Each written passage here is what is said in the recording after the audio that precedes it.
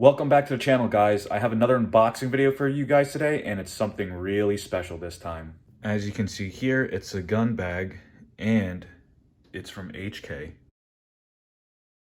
Right, guys, here she is in the flesh, H&K MR556A1. Beautiful, a little bit greasy right now though. You can see a lot of grease right there, grease right there. Don't worry, all you need to do is just clean it off real quick. It's usually just to prevent rust while transport. So from front to back, Surefire compensator, have to do it because of New Jersey. And then up here you have your M-Lock rail from HK. This is not their proprietary system. They also used to run them with a key mod rail. Got your logos right there, fire control. So your fire control is the only real ambidextrous control that you have. Everything else is just like your classic M16, M4 style or AR-15 style. You have your bolt catch right here. Then magazine release, same spot as it is. Comes with this mag pull grip, which is pretty cool. I like it because it's a little more on the vertical side. I remember the standard pistol grips on your AR-15s, M4s are a little more angled like that, however you want to call it. I don't know the mathematical term. And then you have your stock back here. If you want to adjust it, though this is pinned, but you're going to push in right here and it's going to slide forwards and backwards. And then that's pretty much it. You have your forward assist right here, and then your ejection port. If you can hear the difference, this is the metal. This is actually polymer, so that's pretty interesting. Also came with this box. So you have your gun lock, got to be safe. HK toolkit, you're probably going to use this to remove your front rail right here. So, quick reference if you're not familiar with these rifles.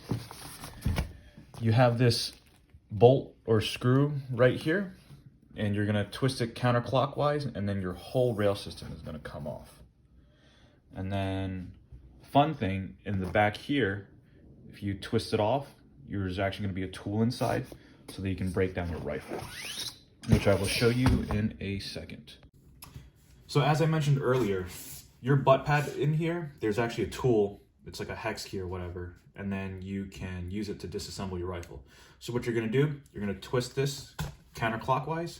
It's going to come loose, shimmy it off, and then there's your tool right there, and you can take it and actually put it into your pins over here because they're actually spring loaded. So if you can see, this little tip right here is going to go right in, and then it's going to release the tension on the spring, and then just goes neatly right back in here. And then the circle goes over, twist clockwise, and then your butt pad is going to be all secured. So my goal with this rifle is to use it for medium ranges, so probably max top out at around 500, maybe 600. I've pushed it that far before with an M16A4, but that was also with a 20-inch barrel. This barrel is 16 and a half. But the plans to do that, I'll probably run it similar to what I used to have in the service, so just a ACOG. I'm probably going to swap out this rail because this gun actually comes in at around 9 pounds, so it's a little bit to lighten up the weight up front. Isn't going to hurt the gun.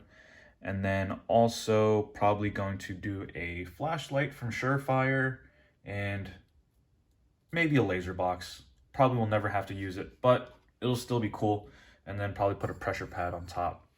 I never really used to shoot with the whole C-clamp style, where you're kind of like over gripping like this, but I've actually started to like it now with an angled foregrip. It just kind of lets you tuck in the stock into your shoulder a little bit better. But other than that, next purchase would probably be a sight because this didn't come with one.